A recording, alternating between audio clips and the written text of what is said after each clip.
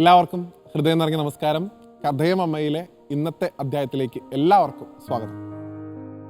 നമ്മൾ കഴിഞ്ഞ കുറച്ച് ദിവസമായിട്ട് ഈ പ്രകൃതി ശക്തികളെ നിയന്ത്രിക്കുന്ന നമ്മുടെ ഈശ്വരന്മാരെ കുറിച്ചാണ് സംസാരിക്കുന്നത്. അപ്പം ഇന്ദ്രനെ ഭഗവാൻ കൃഷ്ണൻ എങ്ങനെയാണ് തോൽപ്പിച്ചത്, പ്രളയാനുഭവം ഉണ്ടായിട്ടുള്ള മാർക്കണ്ഡേയ മഹർഷിയുടെ കാര്യത്തെക്കുറിച്ചും പറഞ്ഞു. ഇങ്ങനെ ഓരോ ദിവസവും ഓരോ ദേവതകൾ നമ്മുടെ കാലാവസ്ഥയെ നിയന്ത്രിക്കാൻ നമ്മളെ സഹായിച്ചിട്ടുണ്ട്. അത്തരത്തിൽ സമുദ്രത്തെ അതിനെ നിയന്ത്രിക്കാൻ വേണ്ടി വളരെയധികം അദ്ദേഹത്തിൻ്റെ തന്മയീ ഭാവത്തിൽ നിന്നൊക്കെ മാറി ക്രോധ സ്വഭാവത്തിലേക്ക് മാറിയ ഒരു ശ്രീരാമനെ രാമായണം നമുക്ക് കാണിച്ചു തരുന്നുണ്ട്. ഇന്നത്തെ അധ്യായത്തിൽ നമ്മൾ സംസാരിക്കുന്നത് ശ്രീരാമസ്വാമിയെക്കുറിച്ചും അദ്ദേഹത്തിൻ്റെ കോപത്തിന് പാത്രീഭൂതനായിട്ടുള്ള വരുണ ഭഗവാനെക്കുറിച്ചും ആണ്. ഈ വരുണൻ എന്ന് വിളിക്കപ്പെടുന്ന ദേവത യഥാർത്ഥത്തിൽ ഈ അഷ്ടദിക്പാലകരിൽ പെടുന്ന ഒരാളാണ്. അദ്ദേഹം ആദിത്യനാണ്, അതിഥിയുടെ മകനാണ്. അതുകൊണ്ട് തന്നെ ദേവന്മാരിൽ ഏറ്റവും ഉയർന്ന സ്ഥാനം അദ്ദേഹത്തിനുണ്ട്. അദ്ദേഹമാണ് ഈ സമുദ്രത്തിൻ്റെ ദേവൻ, ജലത്തിൻ്റെ അല്ല സമുദ്രത്തിൻ്റെ ദേവൻ. അദ്ദേഹത്തിൻ്റെ ഈ വലിയ സമുദ്രങ്ങളിലുള്ള അദ്ദേഹത്തിൻ്റെ കൊട്ടാരങ്ങളെക്കുറിച്ച്, അദ്ദേഹത്തിൻ്റെ ലോകത്തെക്കുറിച്ചൊക്കെ പല പുരാണങ്ങളിലും വ്യാപകമായിട്ട് പരാമർശിക്കുന്നുണ്ട്. ഇപ്പോൾ ഭഗവാൻ കൃഷ്ണൻ തന്നെ ഒരിക്കൽ വരുണൻ്റെ ലോകത്ത് ചെന്ന് അവിടെ ഉണ്ടായിരുന്ന ഭഗവാന്റെ അച്ഛൻ്റെ ജീവനെ, നന്ദഗോപരുടെ ജീവനെ തിരിച്ചു കൊണ്ടുവന്നൊരു കഥയൊക്കെ ഭാഗവതത്തിൽ പറയാറുണ്ട്. അപ്പോൾ വരുണലോകം വളരെയധികം വിസ്തൃതമായിട്ടുള്ള ഒന്നാണ്. എന്തായാലും സീതാന്വേഷണത്തിനായിട്ട് വാനര സൈന്യത്തിൻ്റെ കൂടെ സഞ്ചരിക്കുന്ന സാക്ഷാൽ ഭഗവാൻ ശ്രീരാമസ്വാമിയും ലക്ഷ്മണനും ഒപ്പം സുഗ്രീവാദി വാനരന്മാരും ലങ്കയ്ക്ക് കുറുകെയുള്ള ആ മഹാസമുദ്രത്തിന് മുമ്പിലെത്തിയപ്പോൾ അവരുടെ യാത്ര അവിടെ തടസ്സപ്പെടുകയാണ് ചെയ്യുന്നത്. കാരണം ലങ്കയിൽ ചെല്ലണം എന്നുണ്ടെങ്കിൽ ഇപ്പം ഹനുമാനെ പോലെ എല്ലാവർക്കും ഒന്നും ഈ നദിയെ ചാടിക്കിടക്കാനുള്ള ത്രാണി ഇല്ല. ഭഗവാൻ മാരുതീപുത്രനായതുകൊണ്ടും വായുപുത്രനായതുകൊണ്ടൊക്കെ അത് സാധിച്ചു. എല്ലാവർക്കും ഇപ്പോൾ ഇത്രയും വലിയൊരു സമുദ്രത്തെ അങ്ങോട്ട് ചാടിക്കിടക്കാൻ പറ്റിക്കൊള്ളണമെന്നില്ലല്ലോ. അതുകൊണ്ട് ഈ സമുദ്രം സ്വയമേവ ഒരു വഴി കാണിച്ചു തന്നാലേ ലങ്കയിലേക്ക് പോകാൻ സാധിക്കുള്ളൂ എന്ന് മനസ്സിലാക്കിയ ശ്രീരാമസ്വാമി 3 ദിവസം അവിടെ ഇരുന്നുകൊണ്ട് ഈ സമുദ്രത്തോട് പ്രാർത്ഥിക്കുന്നതാണ് നമ്മൾ കാണുന്നത്. അദ്ദേഹം പറയുന്നുണ്ട്, അല്ലയോ സമുദ്രമേ, എൻ്റെ ഏറ്റവും പ്രിയപ്പെട്ട എൻ്റെ ഭാര്യ, എൻ്റെ പത്നി സാക്ഷാൽ സീത അതാ അവിടെ വിരഹദുഃഖം കൊണ്ട് കരയുന്നത് നീ കാണുന്നില്ലേ? ഞങ്ങൾ അവിടെ ചെന്നാൽ മാത്രമേ അവളെ മോചിപ്പിക്കാൻ പറ്റുള്ളൂ.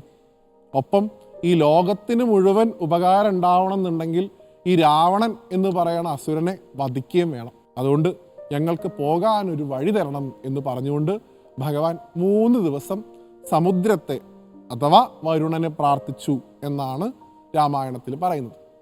3 ദിവസം ഒരു തരത്തിലുള്ള വ്രതഭംഗവും ഇല്ലാതെ നിഷ്ഠയോടുകൂടി ഭഗവാൻ ഈ വരുണനെ ഉപാസിച്ചിട്ടും അല്ലെങ്കിൽ സമുദ്രത്തെ ഉപാസിച്ചിട്ടും ആ സമയത്ത് വരുണൻ പ്രകടമായില്ല എന്ന് മാത്രമല്ല ഒരു തരത്തിലുള്ള ഉപാധിയും പറഞ്ഞു കൊടുത്തതുമില്ല. 3 ദിവസം കഴിഞ്ഞപ്പോഴേക്കും ഭഗവാന്റെ മട്ടും ഭാവമൊക്കെ ഇങ്ങോട്ട് മാറാൻ തുടങ്ങി.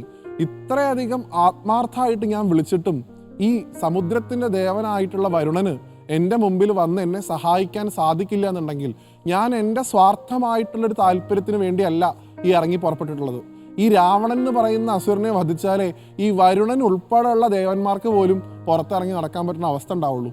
എന്നിട്ട് പോലും അതിനൊരു വഴി ഉണ്ടാക്കാൻ ഇയാളെ കൊണ്ട് സാധിക്കില്ല എന്നുണ്ടെങ്കിൽ ഇന്നത്തോടുകൂടി ആ അഹങ്കാരം ഞാൻ നശിപ്പിക്കുന്നുണ്ട് എന്നുള്ള ഭാവത്തിൽ ഭഗവാൻ തൻ്റെ പ്രസിദ്ധമായിട്ടുള്ള ആ വില്ല്, കോദണ്ഡം എന്ന് വിളിക്കപ്പെടുന്ന ആ വില്ലിനെ കയ്യിൽ ധരിക്കുന്നു. ഭഗവാൻ ഒരു ബ്രഹ്മാസ്ത്രത്തെ തന്നെ തൻ്റെ കയ്യിലേക്ക് ആവാഹിച്ചു എന്നാണ് പറയുന്നത്. അതെന്തിനു വേണ്ടിയിട്ടാ? ഈ മഹാസമുദ്രം മുഴുവൻ ഒരു സെക്കൻഡ് കൊണ്ട് മുഴുവൻ അങ്ങോട്ട് വറ്റിക്കാൻ ഭഗവാൻ തീരുമാനിച്ചു എന്നാണ്. ഇനിയും എൻ്റെ പ്രാർത്ഥന കേൾക്കാൻ നിങ്ങൾക്ക് വയ്യാന്നുണ്ടെങ്കിൽ ഇനി എന്താണ് ചെയ്യേണ്ടതെന്ന് എനിക്കറിയാം എന്നുള്ള ഭാവത്തിൽ ആ വില്ല് കൊലച്ച് അതിലേക്ക് ബ്രഹ്മാസ്ത്രത്തെ ആവാഹിച്ച് ആ സമുദ്രാന്തർഭാഗത്തേക്ക് അതങ്ങോട്ട് കൊലയ്ക്കാൻ വേണ്ടി ശ്രീരാമസ്വാമി പുറപ്പെട്ടതും അവിടെ വരുണൻ പ്രത്യക്ഷപ്പെട്ടു എന്ന് തന്നെയാണ് കഥയിൽ പറയണത്. അദ്ദേഹം ഭഗവാന്റെ കാൽക്കൽ വീണ് ക്ഷമ ചോദിക്കണു, ഭഗവാനോട് മാപ്പ് ചോദിക്കണു. ഭഗവാനെ, അങ്ങ് കരുതുന്നത് പോലെ ഇത് സ്വയം വറ്റിക്കാനൊന്നും ഞാൻ വിചാരിച്ചാൽ പോലും സാധിക്കില്ല. കാരണം ഒരുപാട് ദേവതകളും ജലജന്തുക്കളൊക്കെ ഇതിനകത്ത് താമസിക്കുന്നുണ്ട്. അപ്പം അതുകൊണ്ട് ഇതിനെ വറ്റിക്കുക എന്ന് പറയണത് ഒരിക്കലും ഒരു പ്രാപ്തിയായിട്ടുള്ള കാര്യമല്ല, അത് ഉചിതമല്ല. നമ്മളൊക്കെ ഇതിനെ വറ്റിച്ചു കഴിഞ്ഞാൽ ഇതിൻ്റെ അകത്തുള്ള പാവപ്പെട്ട മൃഗങ്ങളും ഈ ജലജന്തുക്കളൊക്കെ എന്താ ചെയ്യുക? അപ്പം അതുകൊണ്ട് ഇത് വറ്റിക്കാത്ത തരത്തിലൊരു ഉപായം ഞാൻ അങ്ങേക്ക് പറഞ്ഞുതരാം. അങ്ങൊരു കാര്യം ചെയ്തോളൂ. എൻ്റെ ഈ ശരീരത്തിലൂടെ എന്ന് വെച്ചാൽ ഈ സമുദ്രത്തിലൂടെ അങ്ങ് മനോഹരമായിട്ടുള്ളൊരു സേതു, ഒരു പാലം പണിതാൽ അങ്ങേക്കും അങ്ങയുടെ സൈന്യത്തിനും എളുപ്പത്തിൽ അങ്ങോട്ട് കടക്കാൻ സാധിക്കും. അതിനു വേണ്ട സഹായങ്ങളൊക്കെ ഞാൻ ചെയ്തു തരാം എന്ന് പറഞ്ഞ് ഈ വരുണൻ ഭഗവാനെ നമസ്കരിക്കുന്നതായിട്ടുള്ള രംഗം രാമായണത്തിൽ നമുക്ക് കാണാൻ സാധിക്കും. ഞാൻ ഈ കഥ ഇവിടെ അനുസ്മരിച്ചത് നമ്മളുടെയൊക്കെ ആരാധനാ പാരമ്പര്യം കൊണ്ടും ഉപാസനാ ബലം കൊണ്ടും പ്രകൃതി ശക്തികളെപ്പോലും നിയന്ത്രിക്കാൻ സാധിക്കുന്ന മഹാത്മാക്കൾ നമുക്കിടയിൽ ഉണ്ടായിരുന്നു എന്ന് ഓർമ്മപ്പെടുത്താനാണ്. അത് ശ്രീരാമസ്വാമി മാത്രമൊന്നുമല്ല, നമ്മുടെ നാട്ടിൽ തന്നെ ചില പണ്ടത്തുള്ള മുത്തശ്ശിമാരും മുത്തശ്ശന്മാരൊക്കെ ഇന്ന് മഴ പെയ്യും എന്ന് അവർ പറഞ്ഞാൽ മഴ പെയ്തിരുന്നൊരു കാലം ഉണ്ടായിരുന്നു.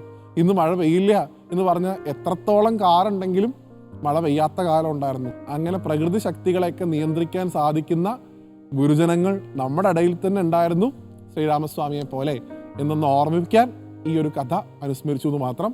മറ്റൊരു കഥയുമായിട്ട് വീണ്ടും കാണുന്നത് വരെ എല്ലാവർക്കും നന്ദി, നമസ്തേ.